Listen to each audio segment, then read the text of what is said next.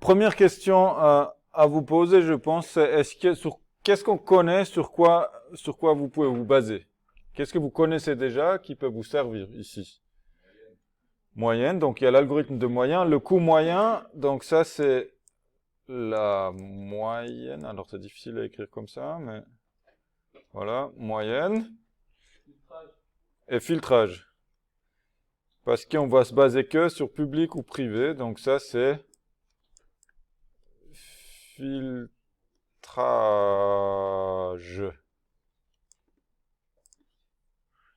Donc ça c'est deux algorithmes de base qu'il faut ici combiner en un seul. Donc moi, je vous propose qu'on sait qu'il y a clairement un filtrage plus un autre calcul, de le faire séparément. Vous pouvez aussi faire en même temps dans une seule boucle. Moi, je vous propose, puisqu'on a fait tout ce référentiel d'algorithme de base, de vous servir de ça et d'essayer de voir, ok, j'ai un algorithme de filtrage, comment je l'adapte, et puis après, comment j'adapte mon algorithme de moyenne, et puis vous le composez ensemble. Donc, je vais vous montrer ce processus. On va d'abord faire le filtrage pour distinguer les événements publics et privés. Donc, je vais faire du coup d'autres méthodes qui vont m'aider. Ça, c'est la question B3 qui doit faire l'ensemble. Moi, je vais faire des méthodes auxiliaires qui vont me... Donc, un filtrage. Donc, l'algorithme de filtrage, bah, ça retourne une liste d'événements. C'est toujours comme ça avec un algorithme de filtrage. Et on va filtrer sur quoi? Sur le fait que c'est privé ou pas. Et on va filtrer quoi? On va filtrer la liste des événements. Donc l'algorithme de filtrage, il marche comme ça. On a le résultat qui au début est vide. Et puis on va recopier dans cette liste tous les éléments qui correspondent à notre filtre. Donc un for événement E dans la liste des événements. Et puis à la fin, on retourne le résultat.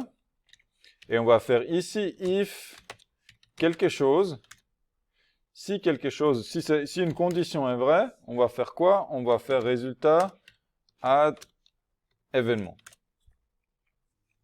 Et qu'est-ce qu'on va mettre dans cette condition? Bah ici, il faut mettre la condition, est-ce que l'événement est privé?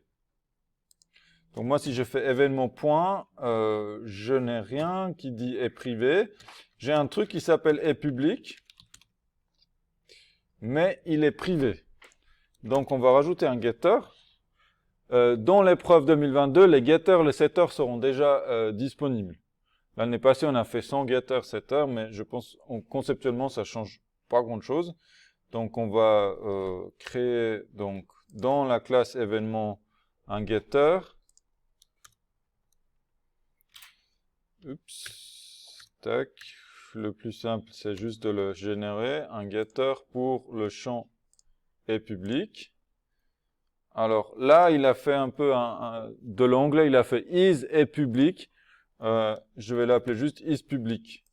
C'est une convention que si c'est un boolean, on met is et pas get. Donc is public, on retourne la valeur de est public. Donc maintenant, je peux me servir de ça. Donc on va faire quoi? On va faire is public. Donc si l'événement est public, on l'ajoute. Mais simplement, là, on veut pouvoir distinguer. Si c'est privé, on veut l'ajouter. Donc là, il y a une question de logique qui est, je pense, ça vaut la peine de l'écrire, hein, parce que si on le fait dans la tête, on peut se tromper. Donc, un événement, si est privé, si privé est égal à true, c'est la même chose que public est égal à false. Vous voyez qu'il y a un événement qui n'est pas public, il est privé. Par contre, si l'événement il n'est pas privé, ça veut dire que public est égal à true. Donc moi je pense quand on a des choses de logique comme ça, à moins qu'on a vraiment la capacité de le faire tout mentalement, on risque fortement de se tromper, donc ça vaut la peine de l'écrire. Alors moi je l'ai mis dans un commentaire ici pour que vous le voyez à l'écran. Si j'étais en épreuve, je l'écrirais sur un papier. Et donc, qu'est-ce qu'on veut? On veut l'ajouter l'événement si is public est différent de est privé. C'est ça ma condition. Parce que ça veut dire quoi? Bah, si est privé est true, il faut que public soit false. Donc l'inverse. Si est privé est false, il faut que est public soit true. Donc l'inverse. Et comme il n'y a que deux possibilités, bah, il n'y a pas d'autres cas de figure. Il y a le cas de figure où ils sont égales. Et quand ils sont égales, il ne faut pas le retourner. Voilà. Voilà pour ça. Donc, on va tester ça. Donc, dans la méthode afficher coût moyen, qui est d'ailleurs appelée dans le main en haut, ici, vous voyez, ils appellent afficher coût moyen une fois avec true, une fois avec false. On va d'abord juste tester le filtrage. Donc, je vais faire un system out de quoi? De filtrer est privé, je le passe en paramètre, et événement, je le passe en paramètre aussi.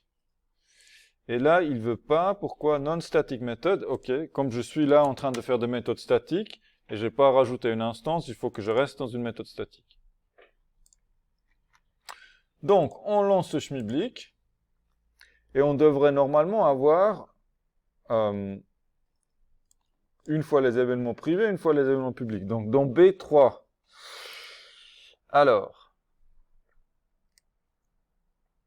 bon, on a juste la liste, c'est un peu difficile de voir ce qui se passe. Je vais juste afficher aussi privé pour savoir ce qui se passe.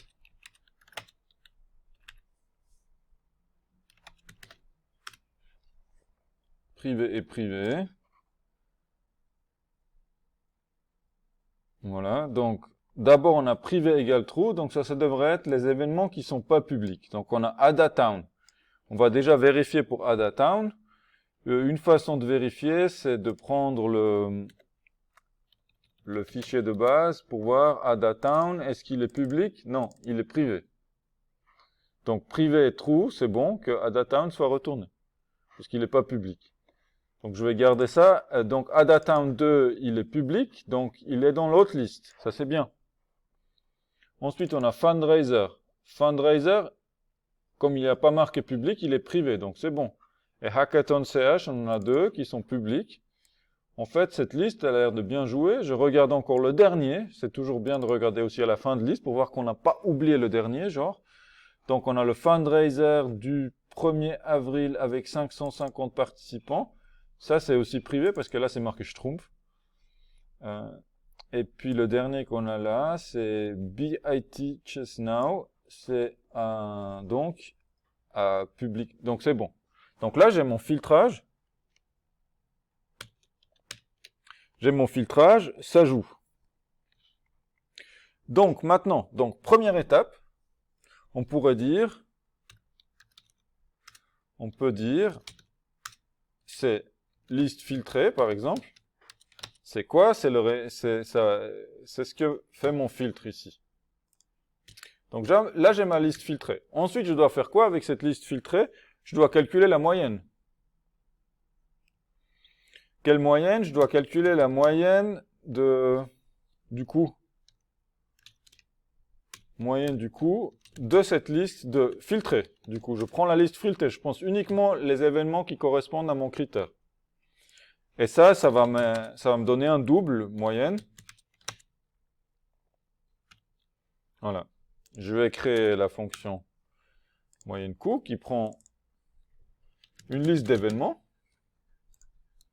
Et là, on peut du coup appliquer l'algorithme moyenne de base. L'application, vous voyez, on a vu une moyenne sur un attribut avec une liste d'objets et on fait la moyenne d'un attribut. Ici, l'attribut, c'est coût. Donc là, on peut carrément pratiquement faire du copier-coller de l'algorithme moyenne qu'on a. Donc, je mets ici résultat. Non, je vais faire un truc pour la somme.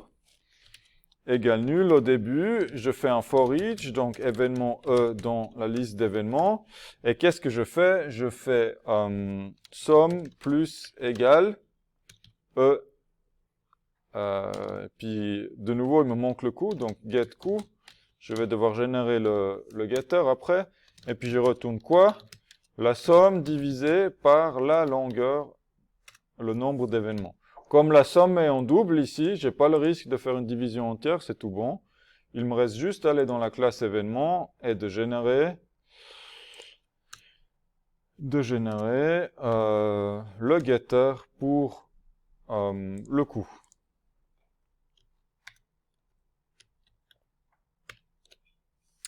Voilà, j'ai ma moyenne. Comme je fais la moyenne sur la liste filtrée, elle devrait être bonne. Donc là, je fais un système out. Pour l'instant, je ne me préoccupe pas encore du formatage. Je fais juste, pour que je puisse déboguer, privé plus et privé plus moyenne. Ça, c'est juste pour vérifier les résultats. Évidemment, le formatage, il n'est pas respecté. On va tester ça.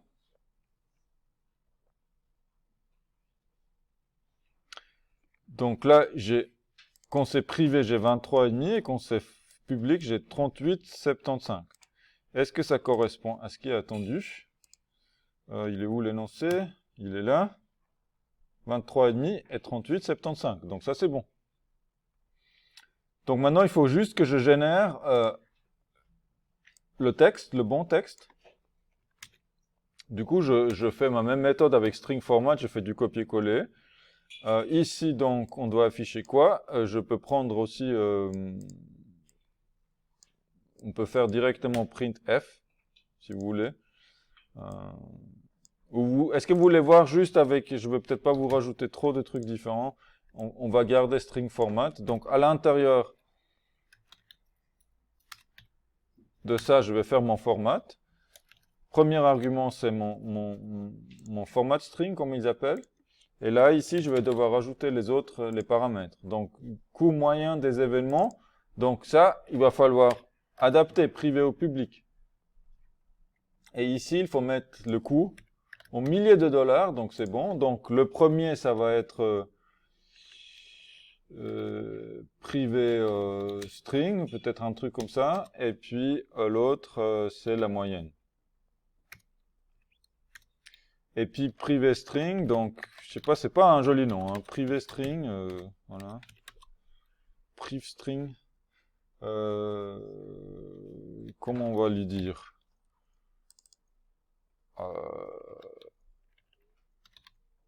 Privé ou public.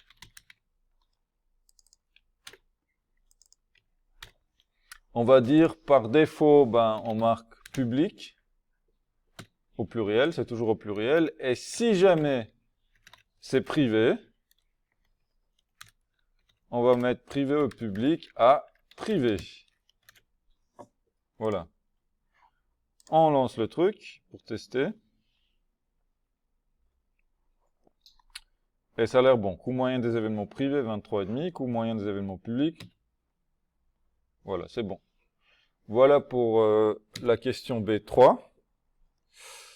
Donc, pour récapituler, on a décomposé en une opération de filtrage et puis une opération de moyenne. Donc, dans la méthode principale afficher coût moyen, on a 3 étapes. 1. Filtrer. 2. Calculer la moyenne. 3. Afficher. Si on veut, on peut encore créer une méthode pour l'affichage. Et on veut bien. On veut bien. On est très content si on peut bien décomposer. C'est joli après, c'est beau. Donc, comment je vais appeler ça par contre? C'est déjà marqué afficher coût moyen. Ouais, j'aimerais faire tout ça. Tout ça ensemble.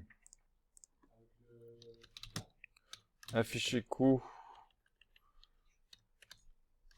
moyen.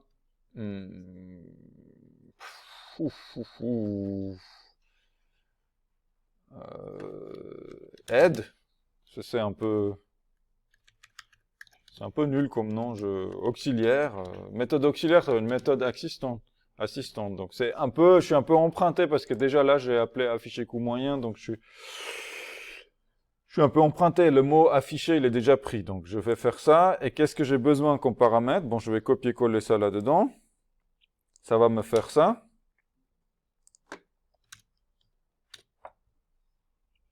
Donc il me faut le boolean est privé et il me faut la moyenne.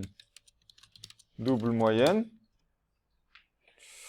Et du coup, je vais pouvoir appeler ça à la place de le faire là.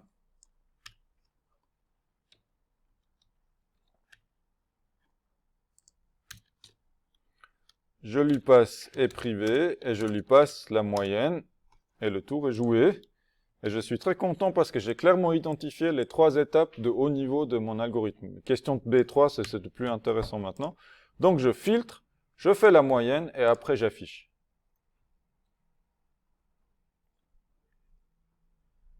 Est-ce que vous avez des questions par rapport à ça?